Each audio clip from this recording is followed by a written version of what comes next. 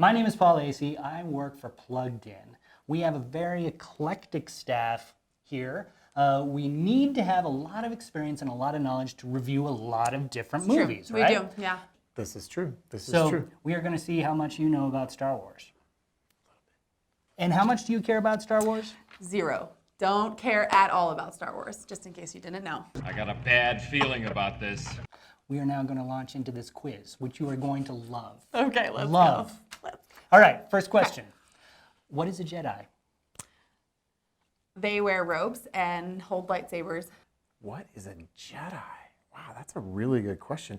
A Jedi is a follower of an ancient sort of pseudo-philosophical religious way of life that involves a force that's not really personal but not really impersonal, that permeates everything, all life forms, and it can be manipulated.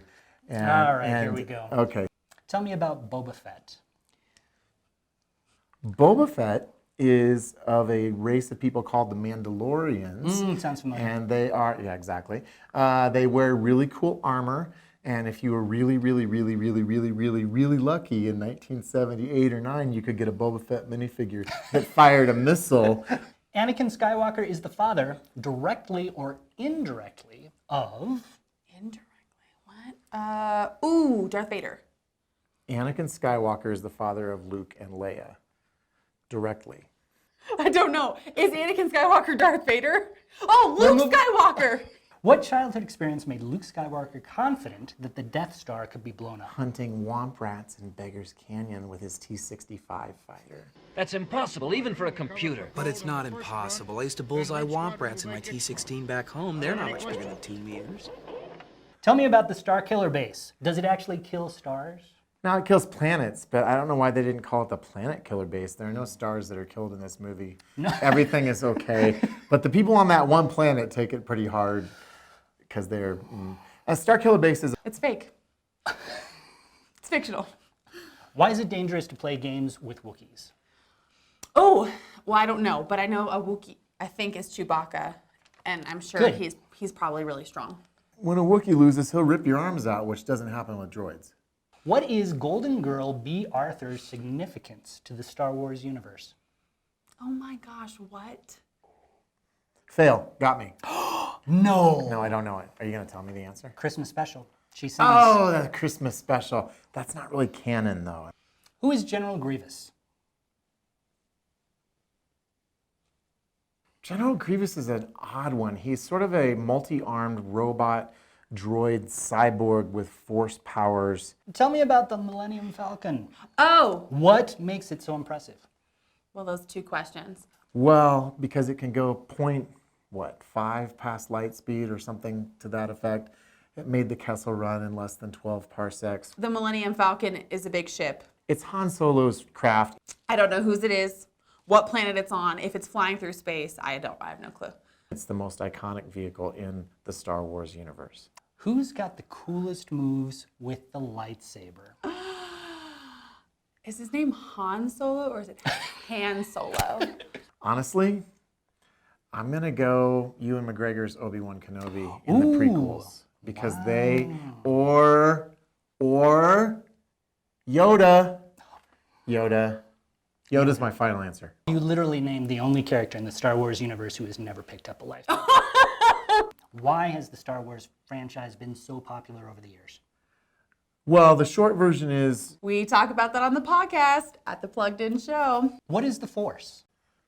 didn't we talk about this already? Some kind of like mystical Eastern power. The Force is an energy field that binds all things together. It can be manipulated, it can be used, it has a light side, a dark side, which sort of draws from the yin-yang-ish thing from Eastern spirituality. Describe the Geonosians for me.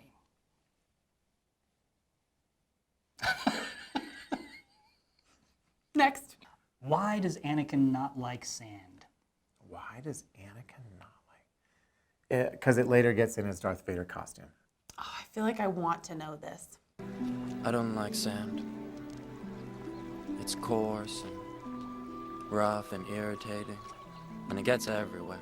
No, I totally blocked that scene out completely. Why is Luke Skywalker so mopey in The Last Jedi?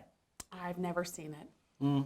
Oh, you know, he's had what one might call an existential crisis of faith, right? Right.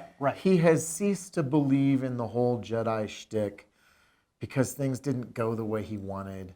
But we have to remember, Luke started out pretty mopey. I mean, if you watch Star Wars and just get a scratch pad for every time Luke whines about something, you're going to turn the page.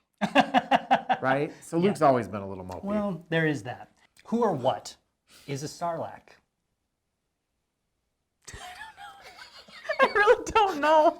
Oh, a Sarlacc is a giant creature that lives in the desert of Tatooine, who apparently is on retainer from Jabba the Hutt, or they have some sort of special relationship. It's sort of like an octopus mouth buried in the desert, and when you feed people to it, somehow it takes 1,000 years to digest them, and they feel it for 1,000 years, which, like many things in Star Wars, you shouldn't overthink. What's cuter, an Ewok or a Porg?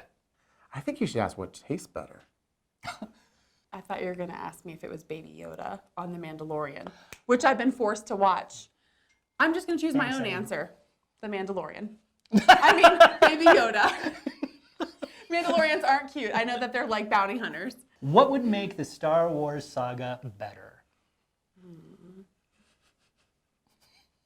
If it never would have existed.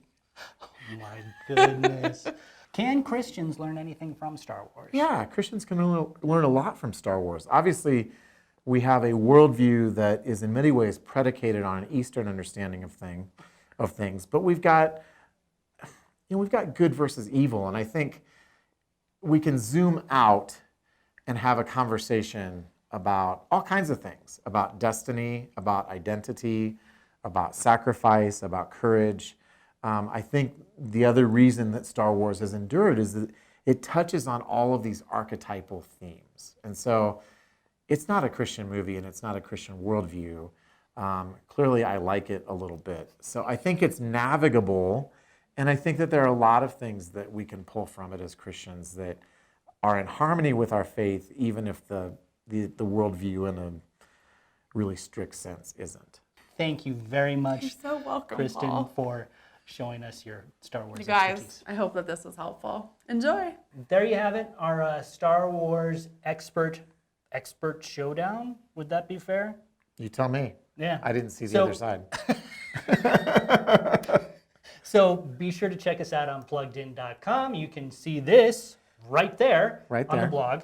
And you can also check out our brand new podcast, The Plugged In Show, at thepluggedinshow.com. And go to Where our we talk a Facebook lot. page and leave comments on things that we're talking about there. We would love to hear from you. So thanks for joining us today. See ya. So here's your Star Wars fun fact for the day. Do you know where the original laser noises came from? No.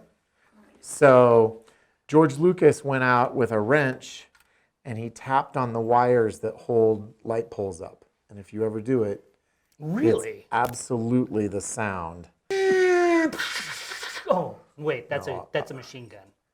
That doesn't work. That's a total thing. Oh, I'm just going to say this. That's a lousy laser noise. Maybe you should do this. Yeah. Okay. You do the